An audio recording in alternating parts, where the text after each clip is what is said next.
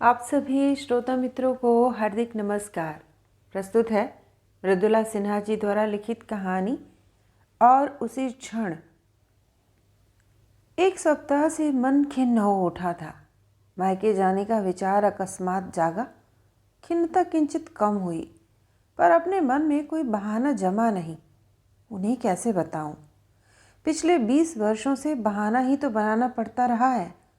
जब कभी छपरा जाने को मन मचलता, इन्हें मनाने में ही 2-4 दिन निकल जाते। तुम्हें इतनी जल्दी क्या पड़ी रहती है मायके जाने की? कल ही तो तुम्हारे पिताजी आए थे, पिछले सप्ताह तो माँ आई थी। ये प्रश्न हाजिर जवाब पत्नी की भी जबान बंद कर जाते। सचमुच क्यों जल्दी रहती थी मुझे? पिताजी के सप्ताह में 1-2 या कभी कभी 3 चक्कर भी लग जाते। माँ भी आ जाती। कभी डॉक्टर को दिखाने शहर जाना है तो कभी कोई सिनेमा सर्कस आया है, कभी बेटी को ही देखे बहुत दिन हो गए। माँ को भी पिताजी से अनेक बहाने बनाने पड़ते थे। वह तो पिताजी थे जो माँ की बेटी से मिलने की अबोली बेकली को पर्दा नशीन ही रहने देते और उन्हें शहर लाकर मुझसे मिला दिया करते। शादी के लगभग 2 साल तक मेरे किराए के मकान में माँ नहीं आई।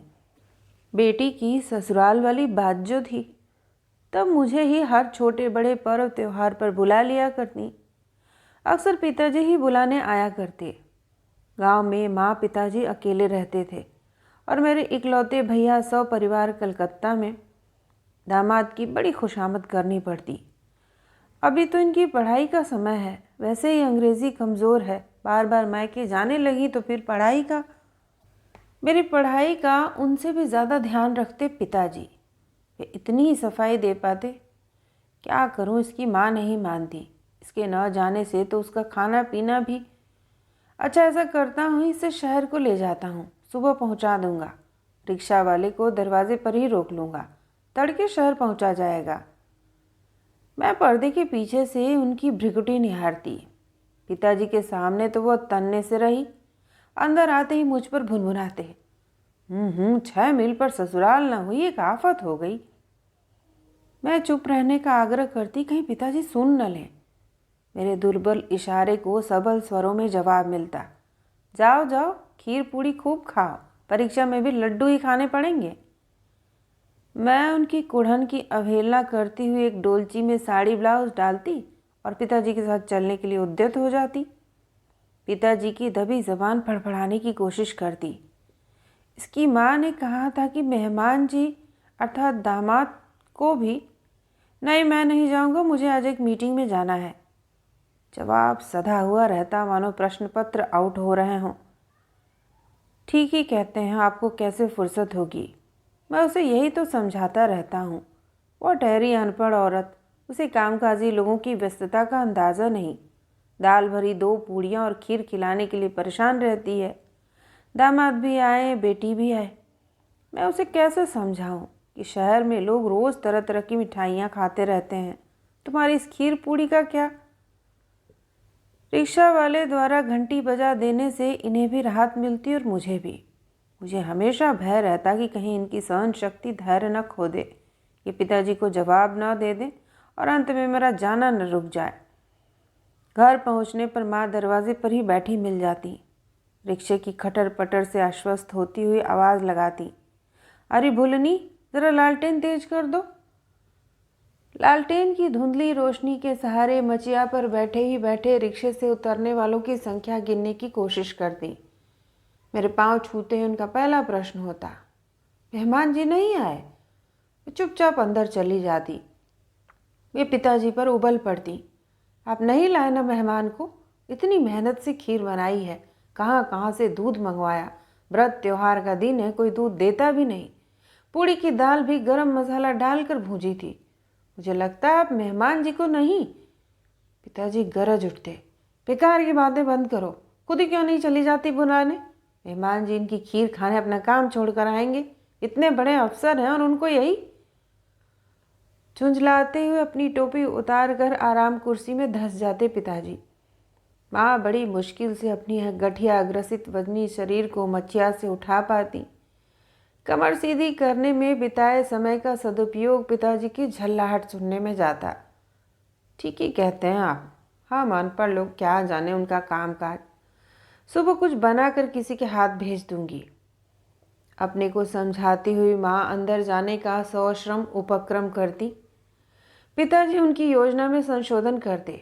किसी के हाथ नहीं, बिल्कुल सुबह मधु को ही लौटना है, उसी के साथ। लो, तब इसे भी क्यों बुला लाए? रात भर के लिए आना क्या ज़रूरी था? पुनः एक बार बड़ी कठिनाई से लौटकर उफनती। सचमुच माँ का मन बैठ जाता। मक्की की रोटी, महिजाउर अर्थात मट्ठा और चावल, चावल की रोटी, बड़ी, कढ़ी, अड़कौच अर्थात अरुई के पत्ते की सब्जी, तपरुआ यानी पकौड़ी, तिलौड़ी, न जाने क्या क्या खिलाने की योजना का कार्यान्वयन भला इतने अल्प समय में कैसे हो सकता था। रात से सुबह तक जो भी बन पड़ता खिलाती, सहेज देती, कुछ बनाने का सामान बांध देती। योजना अनुसार सूची के बचे हुए खाद्य पदार्थ को मेरे अगले आगमन के समय बनाने और खिलाने की योजना मन में संजोकर संतोष करती। पिताजी वादे के पक्के थे, तड़के ही मुझे शहर भेज देते। माँ सुबह 4 बजे से ही उठकर कुछ न कुछ बांधती रहती। मेरे ना करने पर भी अनेक छोटी बड़ी पोटलियाँ बांध दी जाती। उनके दामाद को कौन सी चीज़ कैसे खिलाऊं, इसका भी सविस्तार निर्देश होता। शहर पहुंचकर मैं उन पोटलियों को उनकी गिद्ध दृष्टि से छिपाकर झल्लाहट से बचने का अथक प्रयत्न करती, पर कभी बच नहीं पाई। वे मुझे यथार्थ का आभास कराते। मधु, ज़रा सोचो तो, कितने का सामान होगा यह सब मिलाकर? मुश्किल से केवल 5-10 रुपए का ना। क्या शहर में ये सारे सामान नहीं मिलते? तुम बभन मोटरी अर्थात पंडित जी को दान में मिले अन्नों की पोटलियाँ काहे उठा लाती हो? तुम्हारे गांव के लोग क्या सोचते होंगे, और अपने पड़ोस वाले भी? मैं ऐसे चुप रहती जैसे दांतों के बीच जिह्वा ही ना हो। उनका कहना बिल्कुल ठीक ही तो होता था। उन गठरियों में भरे सामानों में से अधिकांश का तो मैं उपयोग भी नहीं कर पाती थी, फिर क्यों उठा लाती थी? माँ को मना तो कर सकती थी। माँ, तुम्हारी ये 2 सेर मूंग, 1 पाव सरसों, 1 पाव धनिया, थोड़ी सी मिर्च, नींबू, 1-2 खीरा, कद्दू मुझे नहीं चाहिए। आखिर मेरे अवसरपति की कमाई और खर्च के आगे ऊँट के मुंह में जीरा ही तो होगा यह सब। इतना सामान तो मेरा नौकर ही फेंक देता है। इतना अवश्य होता कि डाइनिंग टेबल को राष्ट्रीय एकता का मंच बनाने के सफल प्रयास में मुझे अपनी मेहनत पर ही पश्चाताप होता।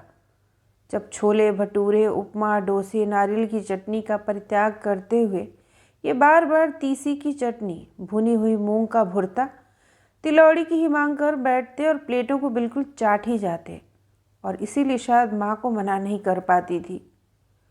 दिन बीतते गए, बच्चे हुए, माँ मेरे घर भी आने लगी। अपने साथ भी अनेक गठरियाँ सहेज लाती, पर उन्हें हमेशा की तरह वे गठरियाँ दर्द देती रहीं। परिवार बढ़ा, घर का खर्च भी, नौकर, दाई, ड्राइवर, चपरासी के खाने पीने से चौके का भी खर्च बढ़ गया था। आमदनी के अनुसार खर्च का बढ़ना हमें अखरता नहीं।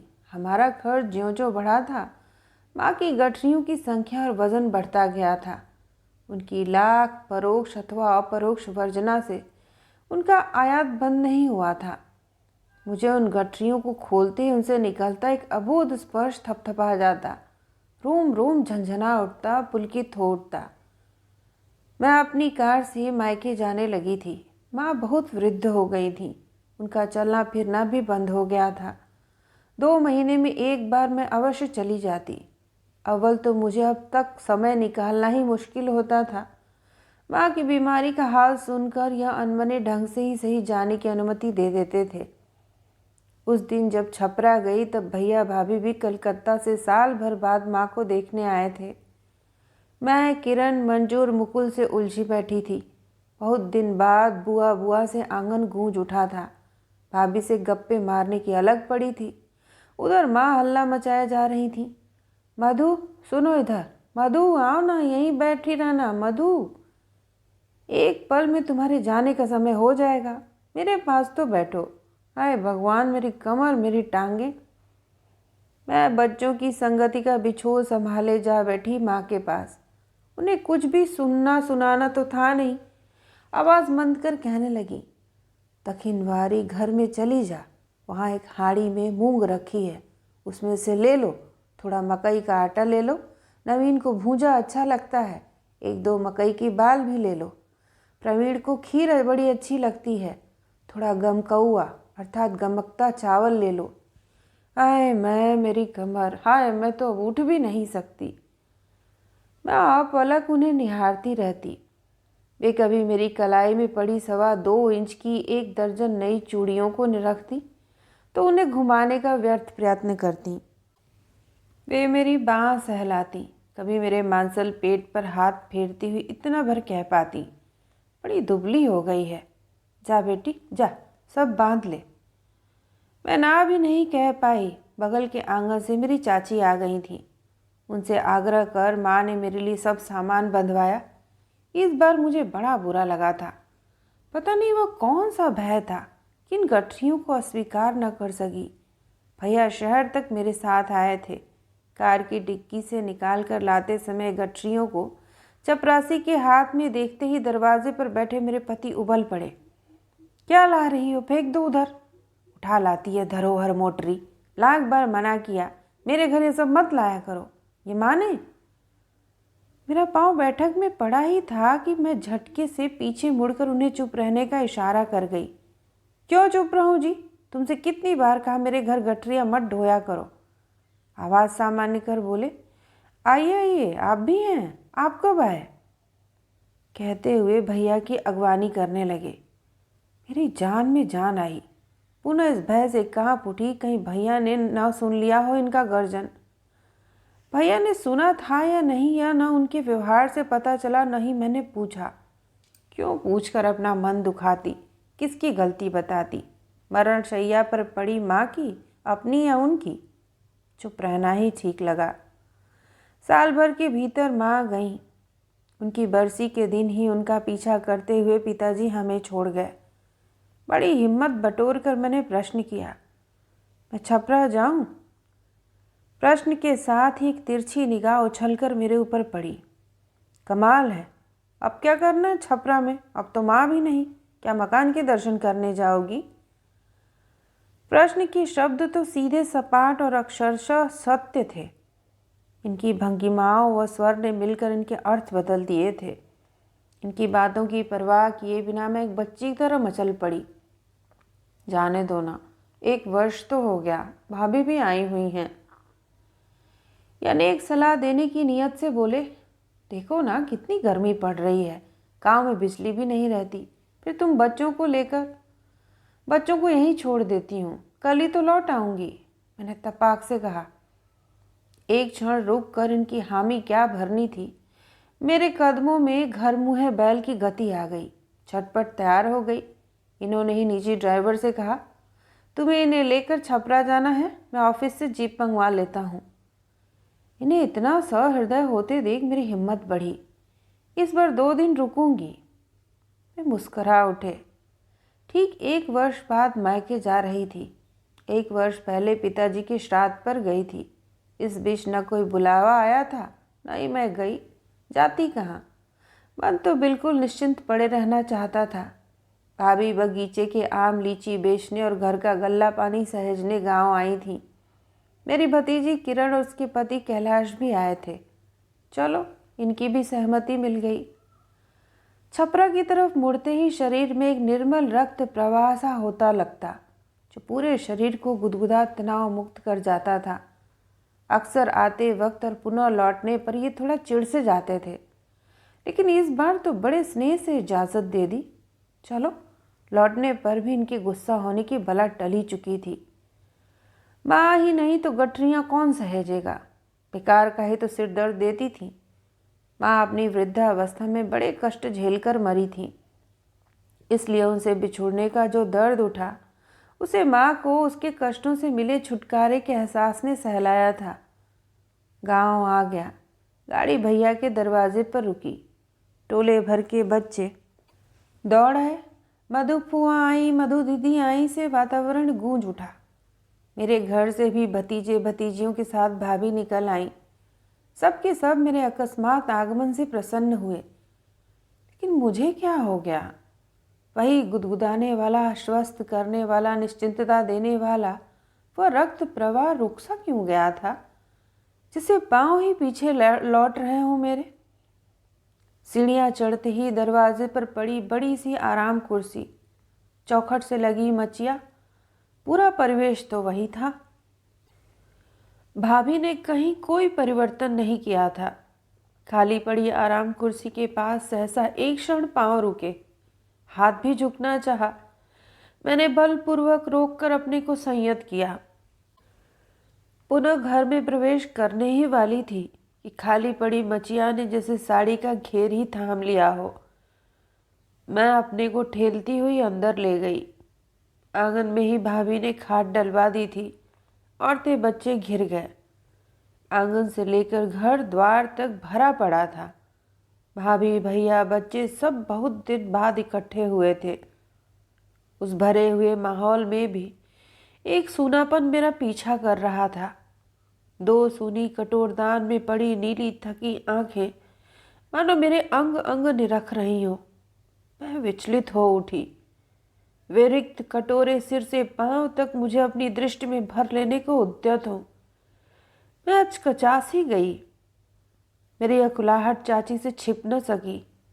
वे बिफर पड़ी। बिटिया को दीदी अर्थात माँ की याद आ रही है। पके हुए घाव में जैसे किसी ने सुई चुभोई हो। तभी किरण चाय ले आई थी। मेरे आंसू बहते देखे अचकचाकर पूछा, फुआ को क्या हुआ? कुछ नहीं, कुछ नहीं, कहती हुई चाची अपने आंचल से मेरी आंखें पोंछती अपनी आंखें भी गीली कर गई। मैं उठकर नल पर चली गई। चापाकल के ठंडे पानी का बहाना बनाकर खूब धोया आंखों को। टोले मोहल्ले वालों को भी बड़ा आश्चर्य हुआ जब तड़के सदा की तरह मेरी कार रवाना नहीं हुई। चाची ने भाभी से पूछा था, मधु नहीं जा रही है क्या? पहले तो कभी नहीं रुकी। बूढ़ा बूढ़ी तो दामाद के डर से बेटी को सुबह ही भेज दिया करते थे। भाभी ने बड़ी संजीदगी से स्पष्ट किया था, मैं नहीं डरती इनके मियाँ से। 2 दिन बाद जाएंगी, इतने दिन बाद तो आई हैं, न जाने फिर कब गांव घर का मुंह देखेंगी। व्यवहार कुशल भाभी ने एक न उठा रखी मेरी आवभगत में। नई नई शैली में पुलाव, मीट, मछली, पता नहीं क्या क्या बनाया। पर मेरी जिह्वा तो चिर परिचित स्वाद की याद में व्याकुल। मेरी आंखें थी जो भर भर जाती। स्वागत समिति के सदस्यों से उन गीली आंखों को छिपाना ही मेरे लिए समस्या हो गई थी। चलते समय 2 बड़ी पेटियां आम, 2 पेटियां लीची, 2 बड़े कटहल, 1 दौड़ा पकवान, न जाने क्या क्या कार की डिग्गी से लेकर कैरियर तक भर गया। मैंने भाभी को लाख मना किया, नहीं मानी। बोली, कोई खरीद कर तो नहीं दे रही हूँ, सब अपने बगीचे के तो हैं, बच्चे खाएंगे।